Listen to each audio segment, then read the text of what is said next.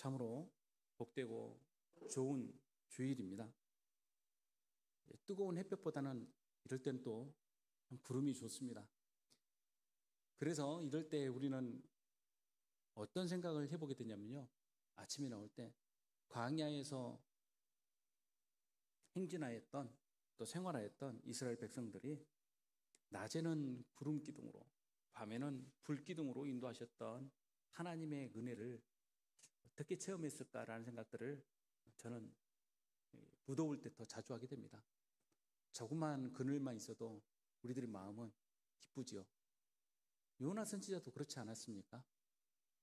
니느웨 성까지 가서 하나님의 말씀을 따라서 회개의 선포를 했어야 했는데 그 마음은 꼬이고 꼬여서 하는 둥 마는 둥 하면서 3일 길을 돌았고, 그리고 니느웨 성 앞에서 이제 그 니느웨 성이 멸망하는 꼴을 보자 하면서 자그마한 초막을 치고 앉아있지 않았습니까?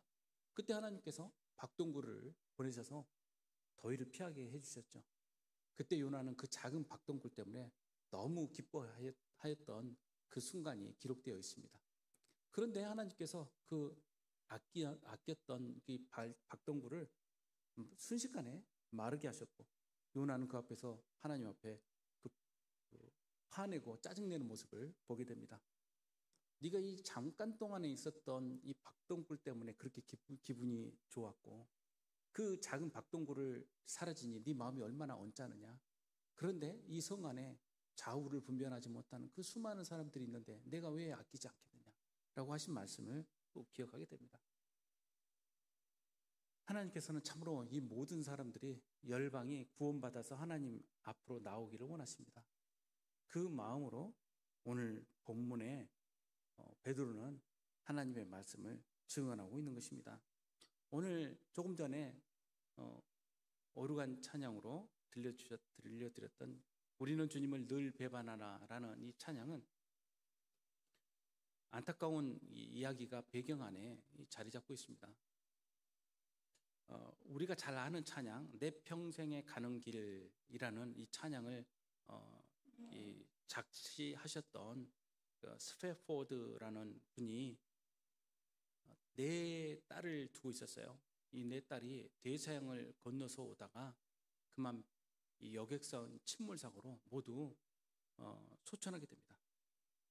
그 소식을 집회 도중에 듣게 된 전도자 무디와 그의 찬양자인 생키 선생님이 망연자실하여서 이 슬픈 마음을 품고 전도팀이 아일랜드로 옮겨가게 되었는데, 그곳에서 플러그라는 목사님이 지은 이 찬양시를 보게 됩니다. 이 찬양시는 시편 55편 17절에 근거하여 작시된 것인데요. 나는 오직 하나님께 부르짖을 것이니 주께서 나를 건져주실 것이다. 저녁에도 아침에도 한낮에도 내가 탄식하면서 신음할 것이니 내가 울부짖는 소리를 주께서 들으실 것이다 라는 이 시편 말씀에 근거해서 이 찬양시가 오늘 불렀던 내 평생에 가는 길, 이 작시로 내용으로 만들어지게 됩니다. 여기에다가 이 생키가 자기의 곡을 붙여서 만들어진 곡이 바로 이 곡이라 할 수 있겠습니다. 이 곡의 그 영어 주제는 내게 구원자가 계시니 주께서 영광 가운데 강구해 주십니다 라는 것이 바로 영어 곡의 제목입니다. 원래 좀 길어요. 근데 한국 곡에서는 우리는 주님을 늘 배반하나 라고 번역이 돼서 주제곡이 첫 구절을 따라서 나오게 되었고, 또 다른 영어 찬송에서는 오히려 뒤에 주 널 위해 비네 라는 이 후렴구를 따라서 I am praying for you 라고 또 되어 있는 것을 보게 됩니다. 어떤 자리에서 이 찬양을 부르냐에 따라서 내 마음에 받아들이는 그 말씀의 주제들이 달라지는 것 같습니다. 내가 항상 주님을 떠나는 안타까운 처지에 있다고 한다면 우리는 주님을 늘 배반하지만 주님은 나를 배반하지 않으신다는 그 신실하심에 우리의 시선이 갈 것이고요. 내 처지 가운데 내가 기도할 힘조차 없는데 주님께서 나를 위하여 항상 기도하고 계신다라는 말씀을 기억한다면 그 후렴구가 내 마음을 둘러싸게 될 것입니다.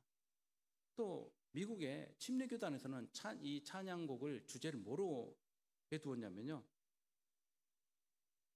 인터세션이라고 되어 있더라고요. 즉 중재하다, 중보하다라는 뜻인데 중보기도가 이 찬양시의 제목이 되겠습니다. 주님께서 나를 위해서 중보하신다는 것인데 로마서 8장 26절에 이렇게 말씀하지 않습니까? 이와 같이 성령도 우리의 연약함을 도우시나니 우리는 마땅히 기도할 바를 알지 못하나 오직 성령이 말할 수 없는 탄식으로 우리를 위하여 친히 간구하시느니라. 아멘. 이 말씀의 은혜로 베드로 또한 담대하게 그는 말씀을 증언할 수 있지 않았을까? 저는 그렇게 생각하게 됩니다. 우리는 항상 연약하지 않습니까? 우리는 언제 깨질 줄 모르고 우리는 나가야 할 방향을 모르고 헤맬 때가 너무 많습니다. 특히 신앙의 여정 가운데 더 그렇죠. 우리 삶 가운데 스페포드 이 선생님처럼 비참한 일을 만나게 되게 되면 정말 기도할 내용조차도 떠오르지 않을 정도의 고통스러움 가운데 직면하게 됩니다. 글쎄요, 이런 일이 없었으면 하지만 우리 삶 가운데 지나지 않을 수 없는 그러한 굴곡이라고도 할 수 있겠습니다. 이미 한 번도 아니고 여러 차례 그 굴곡을 지나신 분들도 계실 수 있어요. 그럴 때마다 우리는 마음 가운데 나는 기도할 능력도 없고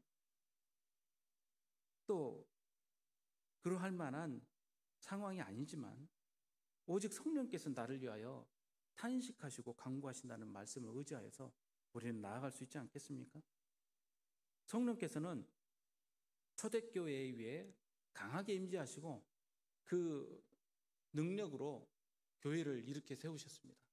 그리고 이 초기 교회 시대에 강한 성령의 능력과 역사가 일어나기 시작하는데 그 가운데 하나가 바로 오늘 본문에 자리한 안진뱅이의 기적입니다.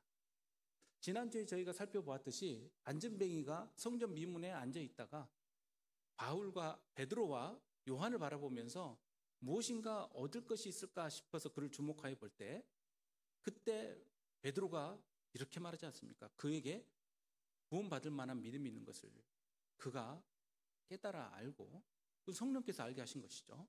그에게 한 말이 금과 은은 내게 없지만 내게 있는 건 내게 당신에게 주겠습니다. 그리고 나자렛 예수 그리스도 이름으로 일어나 걸으십시오라고 이야기하지 않았습니까? 그리고 그는 미문에서 뛰어서 성전 안으로 들어가면서 하나님을 찬양하지 않았습니까? 그리고 이제 오늘 본문 가운데 나은 사람이 베드로와 요한을 붙잡습니다. 이때 붙잡았다는 표현은 어디 못 도망가게 꽉 잡았다라는 뜻이 아니고 베드로와 요한이 그를 붙잡고 오른손으로 붙잡고 그를 일으켜 주었지 않았습니까? 이제 그가 그 베드로의 손길처럼 베드로와 요한을 붙잡은 거예요. 상호작용을 할 수 있겠습니다. 베드로는 그의 손을 붙잡아서 일으켰고 그는 이제 베드로를 붙잡습니다. 왜 붙잡습니까?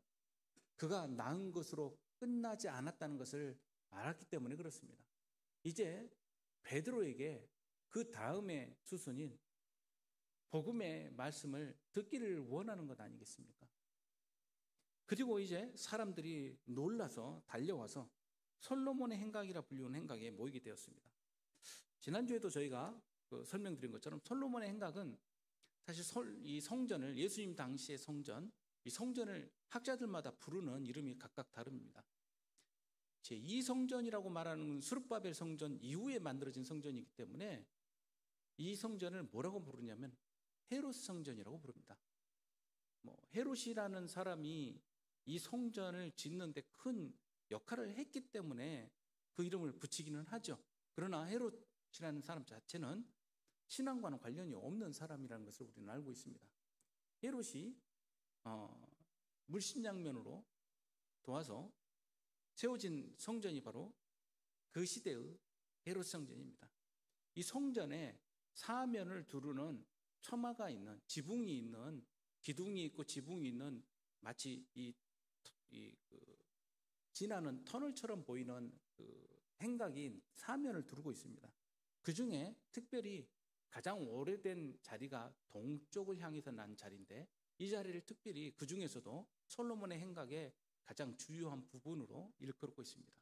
그 자리가 감람산에서 넘어서 들어오면서 양의 문을 지나서 들어오든지, 아니면 수산문이라고 불리우는 그 두 문이 달려있는 그 문을 따라서 들어오든지, 성전 동쪽으로 들어오는 문이 바로 그쪽에 나 있고, 그곳에 주로 사람들이 모여서 뜨거운 햇볕을 피하면서 그 자리에서 모여서 말씀을 서로 나누거나 아니면 서로 교제하거나 하는 일들을 했었습니다. 그 자리에 함께 모여서 그를 붙들었다는 것은 성전 미문에서 바로 즉 이스라엘 여인들이 모이는 그 자리에서 빠져나오는 베드로와 요한을 그 자리에서 함께 붙들어서 행각 앞으로 나아가서 이제 그 사연을 듣기 시작했다는 그 내용이 되겠습니다. 베드로가 이것을 보고 백성에게 말합니다. 그를 붙들고 그를 주목하여 보는 이 이스라엘 백성들, 유대인들에게 이렇게 말을 합니다. 왜 이 일 때문에 놀라서 그렇게 다들 소란입니까? 우리 개인의, 우리 각 사람의 권능과 경건의 힘으로 이 사람을 걷게 한 것처럼 왜 우리를 주목합니까? 라고 묻습니다. 사람들의 시선이 베드로와 요한에게 가 있었는데, 당시 고대 근동세계, 지금까지도 마찬가지로 사람이 누군가를 치유하게 되면 우리는 그 사람을 주목하는 것이 당연하지 않습니까? 그 사람이 그런 능력을 가진 것처럼 생각할 때가 많죠. 안타깝게도 교회 안에서도 많은 치유 사역이 있는데, 그때마다 저도 치유 사역의 자리에 많이 있어 보고, 저도 사모하는 마음 때문에 그 집회에 참석도 해보고, 또 치유 기도를 함께 하기도 하고 해왔습니다만, 각각 그 은사를 가졌다라고 여겨지는 사람들을 주목하여서 그 사람에게 안달해야 하는 모습을 볼 때는 굉장히 안타까운 생각이 듭니다. 베드로와 요한은 이때 거침없이 그들을 향하여 이야기합니다. 우리를 주목하여 볼 것이 아니라라고 그들은 선언하고 있는 것이죠. 자, 바울 또한 그렇지 않았습니까? 바울도 루스드라에서 안전뱅이를 이렇게 세우고서 치유를 하였을 때 사람들이 그를 뭐라고 생각했습니까? 스스와 허메라고 말하면서 바울과 바나바를 부르고 그 앞에다가 소를 끌고 와서 제사를 드리려고 했죠. 스스 허메는 제우스 신을 이야기를 하죠. 제우스 신을 섬겼던 그 제사장이 그곳에 왔던 거예요. 당시에 이스라엘 사람들에게는 유일하신 하나님을 섬겼지만 그들을 마치 천사 보듯이 생각했던 것 같습니다. 그래서 베드로와 요한은 이제 우리를 주목해 보지 말라라고 이야기를 하죠. 근데 재미있는 것은요, 베드로와 요한은 사람들에게 주목받는 것을 사실 좋아했어요. 그들이 예수님께서 십자가를 지기 위해서 예루살렘으로 오시던 때 했던 일들을 잠깐 돌이켜서 한번 생각을 해보십시오. 그들은 길 도상에서 다른 제자들과 함께 언쟁을 벌였습니다. 이게 언쟁이 얼마나 심각했는지 마치 주목다짐하기 직전까지 갔던 모양입니다. 예수님께서 그들을 모아서 얘들아, 제발 좀 그러지 마라. 세상 사람들은 다 주목받고 싶어서 그렇게 하는데 너희들마저 그렇게 하면 어떻게 하니? 라고 이야기하면서 달래지 않으십니까? 그리고 그날 저녁에도 또 요한, 야고보가 함께 나아가서 그 어머니까지 모시고 와서 뭐라고 말합니까? 주님, 그 오른편과 왼편 주목받는 자리에 우리를 세워주십시오라고 이야기하지 않습니까? 그들은 참으로 주목을 받고 싶어 했습니다. 그 자리에서 실패한 베드로는 삐져서 제일 끝자리로 가서 자기가 해야 될 일조차 망각한 채 그렇게 덩그러니 놓여 있었습니다. 우리 모두는 사실 주목받고 싶어 합니다. 우리는 사람들에게 꽃처럼 보이고 싶어 합니다. 안전뱅이는 성전 미문에서 사람들에게 주목받을 수 없는 삶을 살아왔음을 우리는 지난주에 함께 살펴보았습니다. 그는 누구에게도 주목받지 못했던 삶을 살았지만 베드로와 요한을 통해서 주목을 받게 되었고, 그는 드디어 그의 인간의 정체성, 가장 아름다운 정체성을 드러내게 됩니다. 교회는 어떤 곳입니까? 세상에서 주목받지 못한 삶을 향하여 하나님의 얼굴 빛을 비추는 일을 하는 곳이 바로 교회라고 할 수 있겠습니다. 우리는 하나님 앞에서 가장 아름다운 꽃으로 피어날 그런 은혜를 받게 됩니다. 베드로와 요한은 이러한 가운데 예수님의 은혜를 얻고 또 성령님의 그 역사 가운데서 이제 드디어 그들은 자신들이 가장 아름다운 꽃으로 예수님 앞에서 다시 태어났다는 것을 알게 됩니다. 그리고 이제는 그들에게는 더 이상 사람들의 주목을 받을 필요가 없게 된 것이죠. 여러분 그렇지 않습니까? 자존감이 강하게 피어오를 때는 어떻습니까? 누가 내게 뭐라고 하든 그것에 대해서 좌우되질 않죠. 그러나 땅에 떨어지는 순간 우리는 한 톨만한 이야기가 내 앞에 던져져도 우리는 곱씹고 또 곱씹고 또 곱씹습니다. 그게 무슨 뜻이었지? 왜 내게 그런 말을 했을까? 이런 생각을 밤새 하면서 뒤척이게 되지요. 안준뱅이는 하나님의 은혜 가운데 그가 새롭게 태어났음을 경험하게 돼요. 베드로와 요한은 이미 선제적으로 그 경험을 했기 때문에 사람들의 이 주목받는 이 시선이 이제는 더 이상 그들에게는 중요하지 않습니다. 도리어 자신들이 새롭게 태어나게 될 가장 중요한 그분 예수님을 그들 앞에서 선언하고 그들로 하여금 주목하게 만듭니다. 하나님 앞에서 회심한 사람의 삶은 이처럼 활짝 핀 꽃과 같아서 아름다운 중심을 드러내게 됩니다. 이제까지는 내가 주목받는 삶을 살기를 원하지만 이제 성령의 사람으로 거듭나게 된 다음부터는 그 아름다움의 중심인 나를 가장 아름답게 만드시는 그분을 사람들로 하여금 주목하게 만듭니다. 성도 여러분, 우리는 참으로 욕심껏 살고자 합니다. 나뿐만이 그런 게 아니라 내 자녀들도 그런 주목받는 삶을 살기를 원하죠. 그래서 어떤 방법을 통해서라도 그 누구보다 더 나은 삶을 살도록 그렇게 인도하고 싶어 합니다. 그러나 그러한 삶의 끝이 무엇인지를 우리는 알아야 됩니다. 전혀 변함이 없고 영원한 가치, 그런 진정한 가치가 있는 그런 삶을 가르쳐 주십시오. 그것은 바로 예수 그리스도와 함께하는 삶입니다. 솔로몬 횡랑에서 베드로는 이제 두 번째 복음 설교를 합니다. 첫 번째 복음 설교는 오순절 성령의 역사가 일어난 직후에 있게 된 설교입니다. 그리고 이제 두 번째 복음 설교를 하게 되는데 이 두 번째 복음 설교는 첫 번째 설교와는 조금의 차이를 가지고 있습니다. 구조적으로는 너무 똑같아요. 그런데 주제와 내용은 복음을 전도하는 예수 그리스도를 명확하게 증언하는 그 전도라고 할 수 있겠습니다. 먼저 앞에 우리가 그 앞에 말씀을 통해서 살폈던 오순절 설교와 비교를 해보자면 청중은 똑같아요. 유대인들입니다. 물론 그 안에는 디아스포라에서 함께 온 그런 각 지역에 흩어져 있던 유대인들도 있고 또 하나님을 믿기로 작정한 거룩한 이방 사람들도 더러 있을 것입니다. 그리고 두 번째 공통점은 뭐냐면 예수님을 십자가에 죽게 한 책임이 그들에게 있다는 것을 분명하게 지적을 하고 있습니다. 베드로의 설교를 듣고 있는 청중들, 그들을 향해서 너희가 곧 이스라엘 자손들이 예수님을 부인하고 생명의 주를 죽였다는 것을 분명하게 이야기를 하고 있는 것입니다. 더하여서 하나님께서 예수님을 죽은 자 가운데서 살리셨음을 선언하고 있습니다. 이처럼 예수님이 죽음 당하시고 일으켜지신 과정 전체가 하나님의 섭리와 계획에 따라 이루어졌다는 그런 구속사적인 그런 필연, 하나님의 경륜이 이 두 설교 안에 모두 담겨 있습니다. 하나님이 주어가 되시고요. 그리고 그 안에서 순환과 부활이 선포되고 있습니다.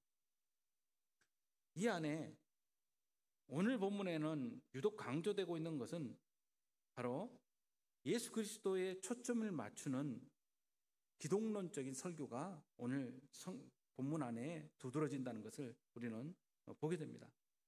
그리고 여기에는 종말론적인 전망까지도 담겨 있습니다. 즉 새롭게 되는 날, 만물이 회복될 그 때를 대망하면서 요나처럼 회개를 촉구하고 있죠.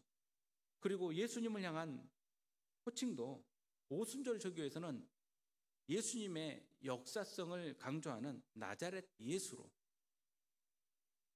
칭하고 있지만, 오늘 본문 안에서는 말씀 가운데 실현된 예수님을 강조하기 위해서 하나님의 종, 하나님의 그리스도라고 부르고 있습니다.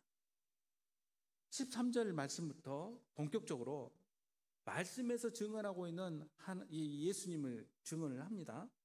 아브라함과 이삭과 야곱의 하나님, 곧 우리 조상의 하나님이라고 말씀하고 있는데, 이 말씀은 하나님께서 모세에게 나타나실 때 선언하신 하나님, 드러내신 하나님의 이름을 말씀하시기 위해서 선언한 그 내용과 똑같습니다.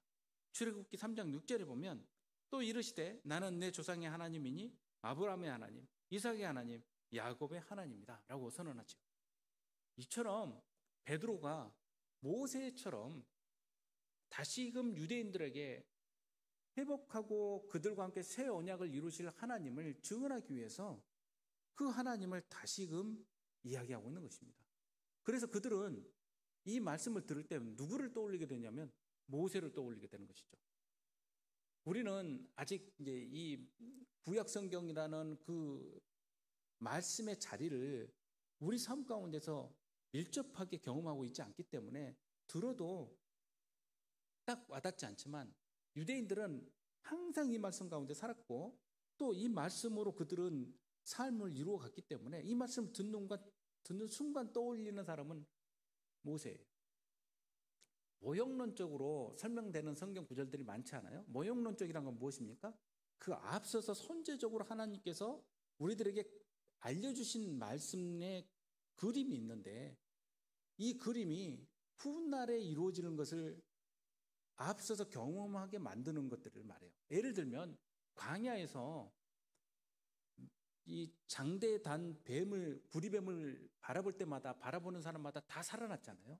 이처럼 모형론적으로 예수님의 십자가를 보는 모든 사람들이 살아날 것이라는 것을 광야에서 미리 이스라엘 백성들에게 하나님께서 깨달아 알게 하시지 않습니까? 그리고 엘리야 선지자의 제자였던 엘리사가 수넴 여인의 아들을 살리는 장면에서 사람들은 크게 오실 선지자를 마음에 품게 돼요. 엘리야와 같은 선지자를 일으키시는데 그 선지자가 누굽니까? 바로 수넴 바로 뒤에 있는 나인성 과부의 자식을 살릴 때 사람들은 크게 오실 선지자가 그분임을 깨달아 알게 되는 거예요. 이처럼 베드로가 이 설교를 하는 순간에 사람들은 누구를 바라보게 되냐면 모세를 바라보게 됩니다. 그러면서 그 베드로는 말씀을 이어가게 되는데, 너희가 거룩하고 의로운 일을 거부하였다는 거예요. 즉 모세 때부터 지금까지 애언되어 오고 하나님께서 약속하셨던 그 구원자를 도리어 붙잡아서 이방인에게 넘겨준 사람들이 바로 너희라는 것이죠. 살인한 사람을 거꾸로 놓아줬다고 하지 않습니까? 그리고 생명의 주를 죽였다라고 선언을 합니다. 여기서 주라고 말을 할 때 일반적으로 헬라어로는 퀴리오스라는 단어를 쓰게 됩니다. 코바디스 도미네라고 말하는 말을 우리는 영화에서도 보신 적이 있잖아요. 보면은요, 주여 어디로 가십니까? 그때 이 퀴리오스라는 말이 그 안에 담겨 있어요. 주님이라는 뜻이요. 그런데 여기서는 그 단어를 쓰지 않고 다른 헬라어를 썼어요. 어떤 헬라어를 썼냐면 아르케고스라는 헬라어를 썼어요. 제가 가끔 이야기 드리지만 제가 뭐 원어를 많이 안다는 걸 자랑하기 위해서 말씀을 드리는 게 아니고 왜 달리 썼는가를 설명드리기 위해서 잠깐 드리는 말씀이에요. 여기서 이 단어를 쓰는 것은 이 아르케고스라는 단어 가운데 뭐 어떤 의미가 담겨 있냐면 선구자라는 뜻이 담겨 있기 때문에 그래요. 이 성부자는 무슨 뜻이냐면 모든 것의 근원이 된다라는 그 원어적 의미가 담겨 있어요. 근원. 무슨 근원이냐면 생명의 근본이 되신 분이 바로 예수님이라는 것을 이야기하고 있는 거예요. 그래서 생명의 주라고 번역은 되어 있지만 한글 번역이 조금 아쉬운 점이 있어요. 생명의 근원 되시는 이라고 설명하는 게 훨씬 낫지 않았을까? 저는 그렇습니다. 그래서 너희들이 가장 바라는 것, 그건 뭐예요? 사는 것 아니에요? 그럼 우리가 왜 예수님 믿습니까? 살고 싶어서 믿는 거예요, 사실. 많은 사람들은 죽음이 목적이, 삶의 목적이 되어서 달려가고 있어요. 그렇죠? 왜 삽니까? 마지막 죽음을 위해서 살아요, 사람들은. 죽음을 멋지게 죽고 싶어서 산다는 사람들이 있어요. 멋지게 죽는 죽음이 무슨 죽음이에요, 여러분? 죽으면 끝인데. 아무것도 남지 않잖아요. 제가 그분들과 대화할 때마다 그래요. 아니, 나는 그렇게 찌질하게 죽으면서 하나님 찾지 않고 멋지게 죽고 싶습니다. 이런 분이 계셔요.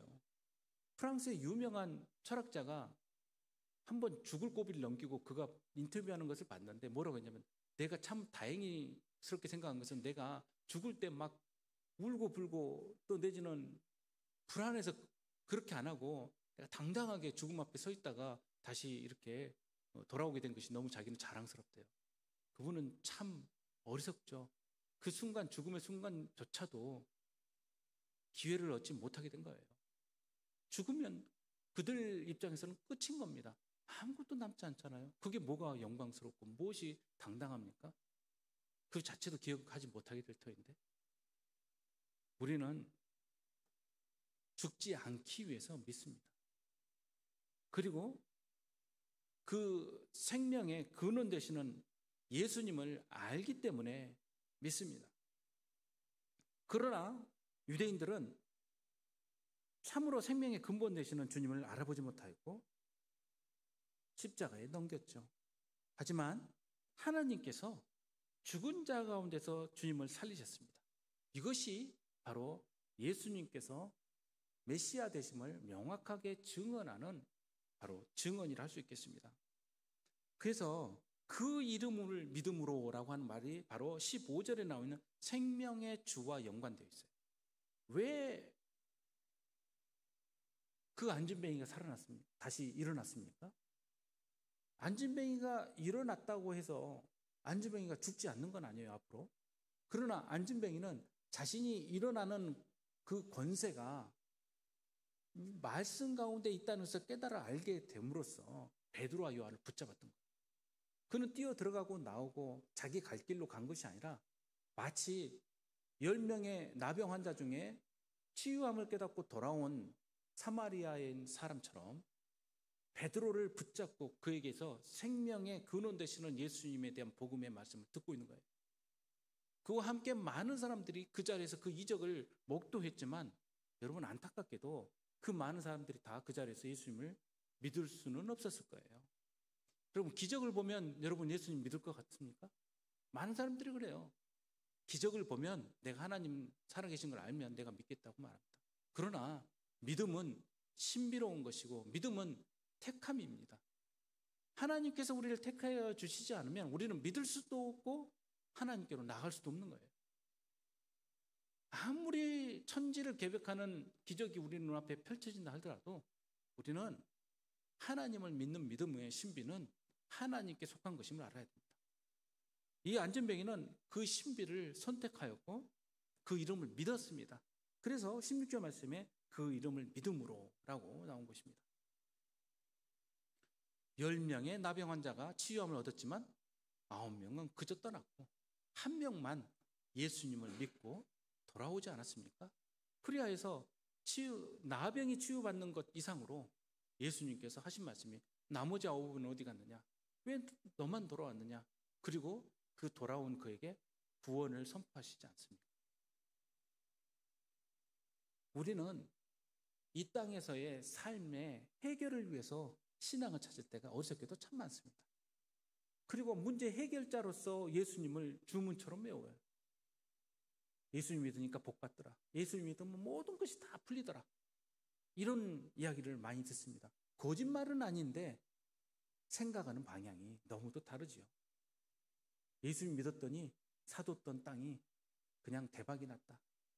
예수 믿었더니 주식 사뒀던 것이 대박이 났다. 여러분 속지 마십시오.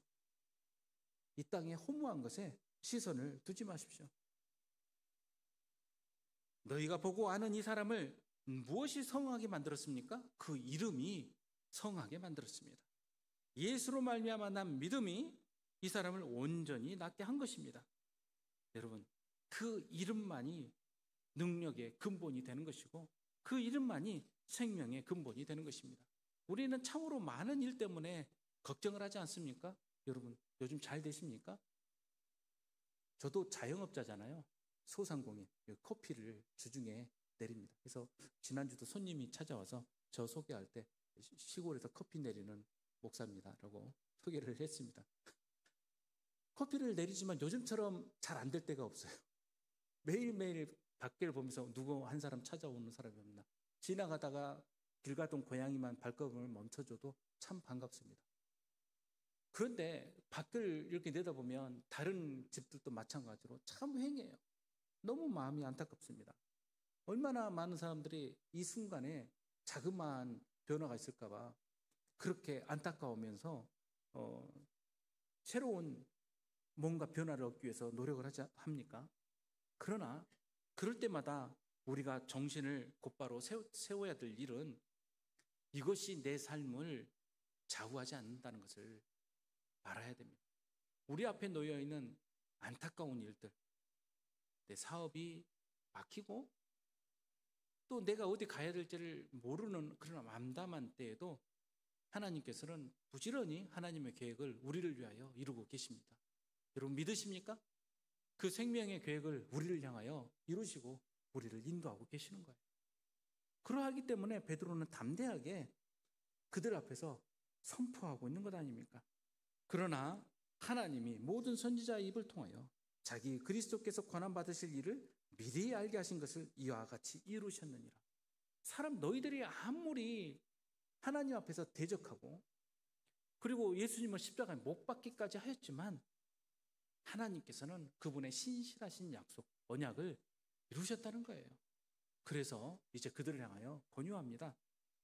너희가 회개하고 돌이켜 너희 죄 없이함을 받으라. 하나님께서 부지런히 역사하시는데 그 역사에 응답하는 길은 무엇입니까? 돌이키는 거예요. 발을 돌이켜서 하나님께로 향하는 것입니다. 그렇게 하면 새롭게 되는 날이 주 앞으로부터 이룰 것이요. 여러분 이 19절 말씀을 선언할 때 또 말씀을 볼 때 마음속에 어떤 생각이 드십니까? 그래, 내가 하나님께로 돌이켜야지라는 말씀으로 고개가 끄덕해집니까? 아니면 아이고 별것 없더라. 나 진짜 몇 번 회개 기도도 해보고 하나님께 금식 기도도 해보고 하나님께 매달리기도 해보고 했는데 바뀐 게 없던데? 이 생각이 나를 이끌어갑니까? 안타깝게도 제가 청년부 지도할 때 이런 청년들을 많이 만났어요. 목사님, 저 기도도 해보고 금식도 해봤는데요. 바뀐 게 없더만요. 뭘 기대를 했니? 그 기도하고 금식 기도하고 나면 그 다음날 뭔가 펑 터져가지고 안 구해지던 직장도 구해지고 뭐 일이 막 새롭게 바뀔 줄 알았어? 회개는 그 하나님의 은혜는 그런 것이 아니에요. 너의 시선과 너의 생각과 너의 마음이 바뀌는 거야. 네가 보지 못했던 기적들이 눈앞에 보이게 되는 거야. 예전에는 아무것도 아닌 일들, 이게 뭐야? 우연히 기분이 좋네? 오늘 재수가 좋았네? 라고 생각되는 모든 일들이 하나님의 은혜요, 기적이었다는 것을 네가 깨닫게 되는 거야. 그리고 너는 이제 모든 삶이 감사로 바뀌게 되는 거야. 여러분, 예수 믿고 나면 뭐가 바뀝니까? 하나도 안 바뀌어요. 교회 나오고 나면 그 다음날 뭐 그냥 아픈 것이 다 낫고 안 되던 일들이 다 잘 되고 그런 일이 있기도 하죠. 그러나 진짜 바뀌는 일은 내 마음이 바뀌게 되고 내 시선이 바뀌게 되는 것입니다. 이제 사람을 주목하는 것이 아니고 사건을 주목하는 것이 아니고 십자가를 주목하고 하나님의 은혜를 성령님을 주목하게 되는 것입니다. 이같이 하면 새롭게 되는 날이 주 앞으로부터 이르게 될 것입니다. 이제 드디어 새롭게 바뀌게 되는 것이에요. 여기서 새롭게 된다라는 것은 재밌게도 헬라어에는 뭐라고 나오냐면요. 아나푸식시스, 발음이 좀 힘들어요. 여기는 무슨 뜻이냐면요. 골칫거리로부터 벗어난다는 뜻이에요. 새롭게 된다는 것이. 참으로 그렇죠. 골칫거리로부터 벗어난다는 것은 여러분 이 일 자체가 없던 것처럼 확 사라진다는 것이 아니에요. 그 말의 안에는 무슨 뜻이 담겨 있냐면 한숨 돌리다라는 뜻이 담겨 있어요. 참 재밌죠. 어떻게 한숨 돌리냐면요. 숨이 막힐 것 같은 그 처지에서 숨을 쉬게 된다는 뜻이에요. 그런 경험을 해보셨습니까? 저는 참 자주 해보게 됩니다. 잠깐만 한눈을 팔면요. 숨을 못 쉴 것 같아요. 하나님, 나 진짜 숨 못 쉴 것 같아요. 나 좀 어떻게 좀 해주세요. 그런데 내 시선이 바뀌는 순간 무엇으로 바뀌게 되냐면요. 숨을 크게 내쉴 수 있는 환경으로 바뀌게 돼요. 아, 그렇지. 이게 아무것도 아닌 거였지. 이게 나를 살리고 죽이는 일이 아니지라는 것을 알게 된 순간 나는 큰 숨을 쉬게 됩니다. 그래서 안식하다라는 말이 이 안에 담겨 있습니다. 새롭게 된다는 말은 무슨 말이냐면 그리스도 안에서, 성령 안에서 안식하게 된다는 거예요. 그래서 이 주일이 안식일은 토요일이라고 우리는 알고 있지만 안식일의 그 개념이 이 주일 안에서도 새롭게 이어지는 것은 말씀 안에서 우리는 참으로 안식할 수 있기 때문에 그렇습니다. 교회 나오는 것을 하나의 일로 생각하는 분들이 있어요. 예배는 안 드리면 뭔가 찝찝할 것 같고, 예배는 드려야 될 것 같고, 몸은 바쁘고, 그래서 가서 점 찍고 얼른 와야지. 그리고 안 되면 유튜브라도 틀어서 예배 드린 것으로 어떻게 좀 해봐야지. 이런 분들이 더러 계십니다. 안타깝죠. 이날은 참으로 안식하는 날인데, 말씀 안에서 우리가 새롭게 되고 우리가 숨을 쉴 수 있는 날인데, 또 주께서 너희를 위하여 예정하신 그리스도 예수를 곧 보내시더니, 여기서 예정하다는 말이 나오네요. 여러분, 예정론은 장로교의 교리가 아닙니다. 예정론은 성경에서 말씀하고 계시는 진리의 내용이에요. 그 예정은 뭐냐면요, 우리를 구원하시기로 작정하셨다는 뜻이에요.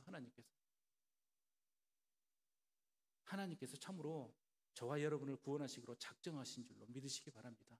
이것이 구원의 약속이에요. 이것이 바로 예정입니다. 하나님께서 영원 전부터, 태초로부터 지금까지 말씀을 주셨고 선지자들의 입을 통하여 우리에게 약속을 주셨고 그 약속을 이루셨습니다. 모세를 통하여도 하셨고 사무엘을 통하여서도 하셨고 아브라함을 통하여서도 하셨습니다.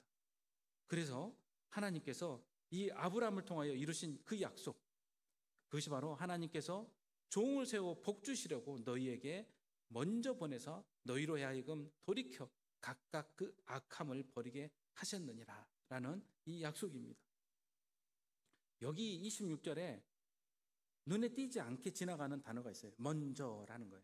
프로토스라는 헬라어는 최상의라는 뜻이 담겨 있는데 시간이나 장소나 순서에서 가장 먼저라는 뜻이에요.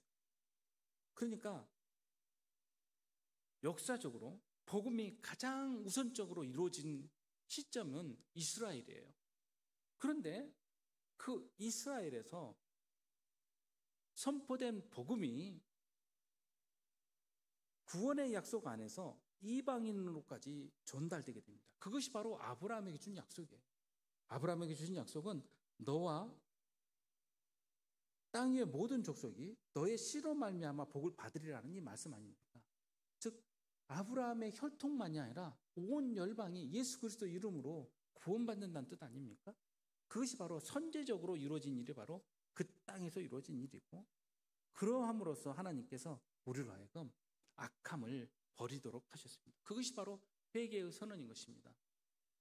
회개는 한 번 하면 끝나는 거라는 그러한 혹시 유혹을 하는 이단들이 있다면 귀담아 듣지 마십시오. 회개는 하나님께로 나아가는 나의 포기 선언입니다. 매 순간 하나님만 내 삶의 의지가 된다는 것을 선언하는 내용입니다. 성도 여러분, 오늘 저희는 솔로몬의 행각에 함께 섰습니다. 함께 그 자리에서 베드로의 말씀을 듣고 있는 것입니다. 이 말씀의 능력이 저와 여러분 가운데 임재하여서 참으로 생명의 근원 되시는 예수님을 깨달아 알아서 믿음의 주를 통하여 새롭게 되는 능력을 얻는 그 능력 가운데서 회복되는 저와 여러분 되시기를 주님의 이름으로 축복합니다.